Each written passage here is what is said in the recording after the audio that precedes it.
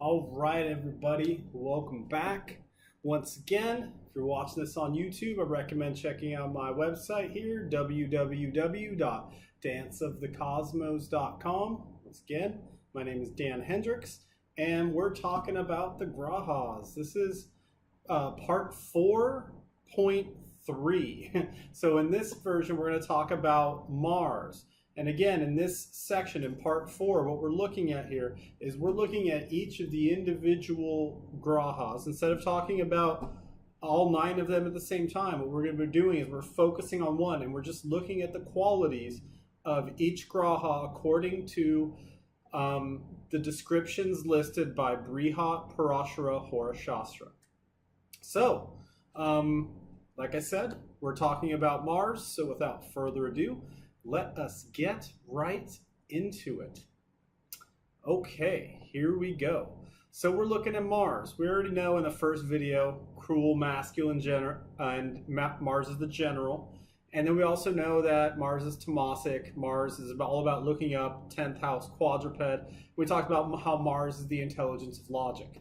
So now we're going to see how this all ties in with the idea of Mars according to Brihat Parashara Hora Shastra in the section where he talks about the descriptions of the planets. And so what Parashara says first and foremost, he says that Mars is cruel. Well, we've already talked about that. Now what Parashara is going to do here is now we're going to really start understanding why Mars is known as such a cruel planet. And we've already kind of talked about it being the general. We talked about it looking up, being Tamasic, just kind of going where it needs to go, when it needs to go. Now we're really going to see why that is the case here. So now we talk about Mars has red eyes. What do we think about when we've got red eyes? Well, red eyes is like someone that hasn't slept. For example, when we talk about red eye, when we refer to a flight, a red eye flight is a flight that flies throughout the night. You know, it leaves at like 9 a.m. It flies, or not, excuse me, it leaves at like 9 p.m. on one side of the country, lands on the other side of the country at like 5 a.m. So it's the idea that you've stayed up all night. And that's because that's Mars. Mars has this laser type focus where, I mean, when he's looking up, he's focused on the 10th house. He's looking up at that thing that he needs to do because he's the general, and that's what's logical.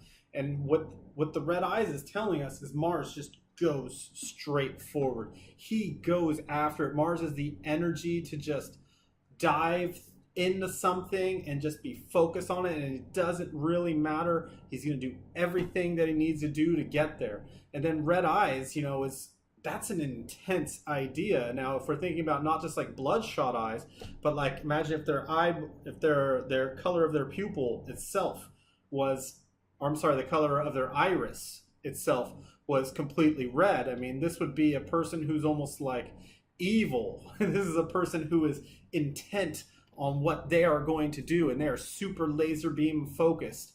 And this is someone that's probably, well, ready? Angry. Because Parashara describes Mars as the angry planet. And what is anger? Anger is when anger is closely related to frustration.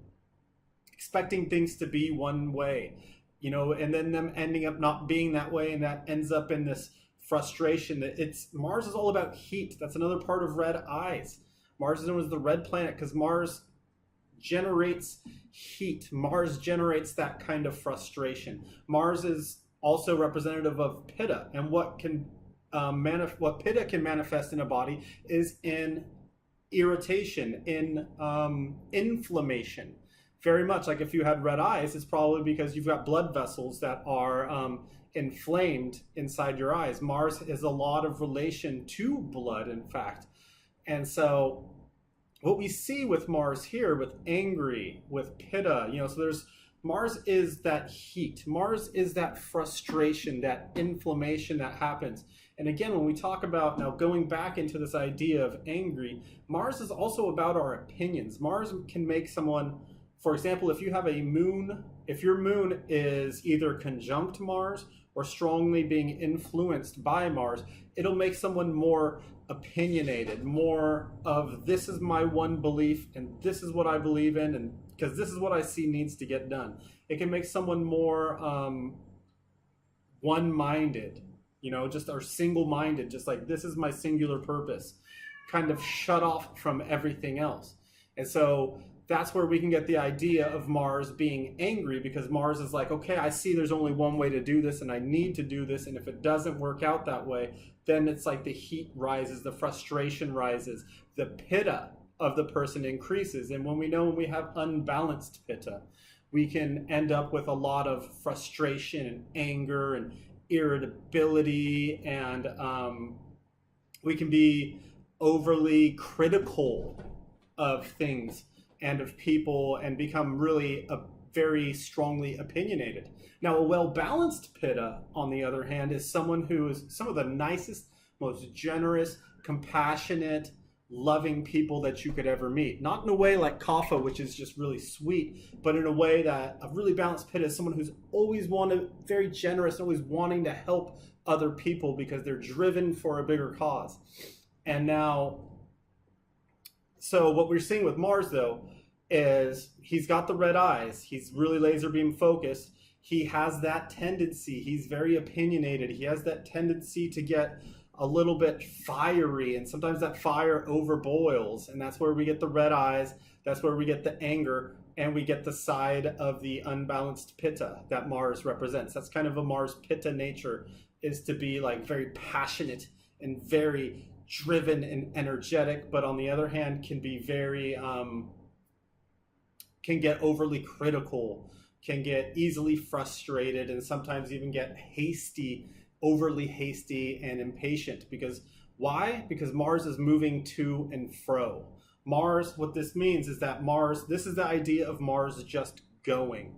Mars is always about like, I have to go from here to there, and I'm going to do it in the least amount of time possible, but this is what I have to do. And what we know about Mars' orbit, unlike every other planet, when we're looking at Mars, if you're watching him in the sky, if you're watching him move across the zodiac throughout his transits, what you will see about Mars is that Mars will go from right here, and then he's orbiting one way, and then all of a sudden he goes retrograde, and it's like he stays in the same Rashi for like about 2 or 3 months, and then all of a sudden Mars will go back to going on its direct motion, and he will just burn through about 3 or 4 Rashis in just a few months period, 3 or 4 month period. And because his speed changes the most of all the planets, it's almost like, just like the idea of Mars' nature of just go. And we can see this in Mars' transits, that he can be at times like the planet that covers the most distance.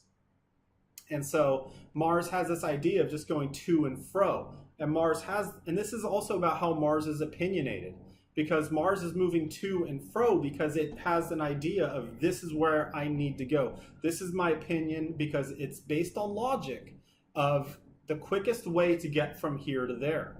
And then here, I love this. This is my favorite thing about Mars is of torn form. This is really probably the best description, I think, of Mars. If you can take anything out of all of these, if you could just remember Mars is of torn form. Because what that means is, this is the idea when Mars is looking up. Mars is focused on that thing because he's the general. He's the general, he's following his duty and he's taking in his orders. He's looking up because he's like, this is what I have to do. Mars isn't looking down. And so Mars is of torn form. We talked about how the sun represents something square. Its a form is square. We talked about how the moon is round. Now Mars is of torn form. So what does that mean? Is that Mars is going to wreak some havoc along his path. He doesn't care, because when I say that Mars is going from here to there, he does not care. He's cruel. He's focused. He's got red eyes. He can be very opinionated and know that he's just got one way to do things, and he's moving from to and fro of where he has to go, but he's of torn form. So that torn form can mean 2 things. I look at it 2 different ways. I look at it as Mars himself. He's looking up. He's fixated on the goal of what he needs to get done in the most logical sense, and he himself might run through rose bushes. He might be walking on glass. He might be walking on hot coals. He may be walking through a quicksand pit full of alligators. That sounds rather dangerous, actually. That's like doubly dangerous, quicksand and alligators. Holy moly.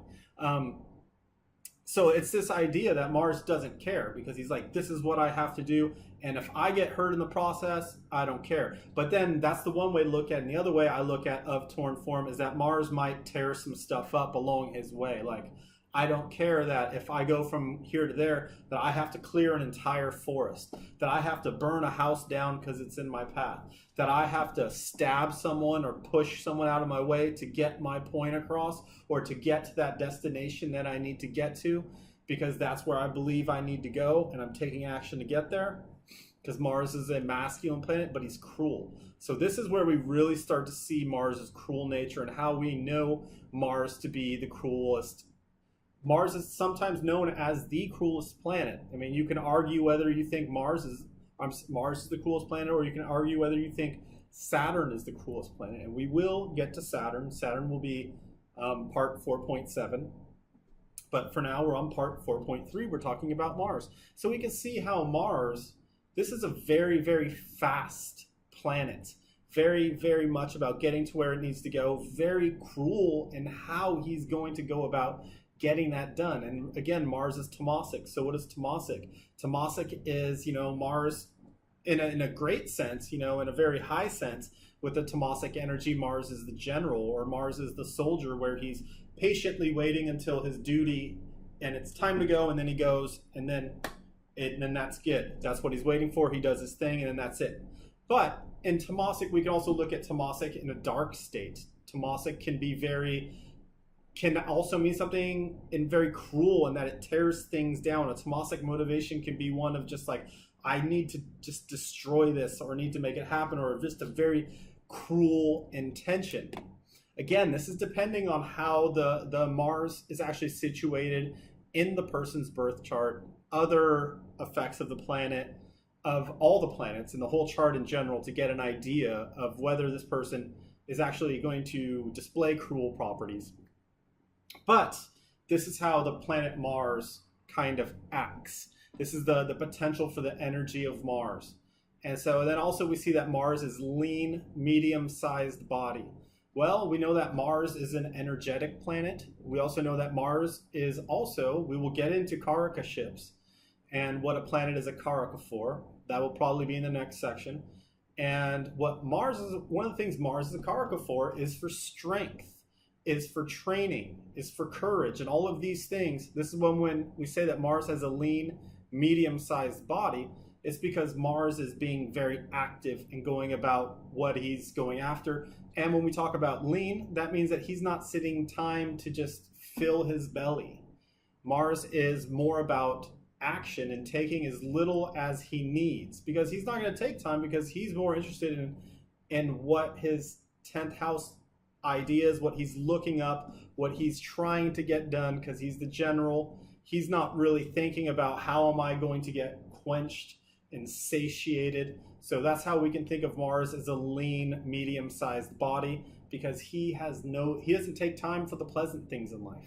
That's nowhere in his agenda. His agenda is just, this is what needs to be done. Let's do it now. And what needs to be done now is we need to be wrapped up with this video. So thank you for taking the time to watch, and namaste.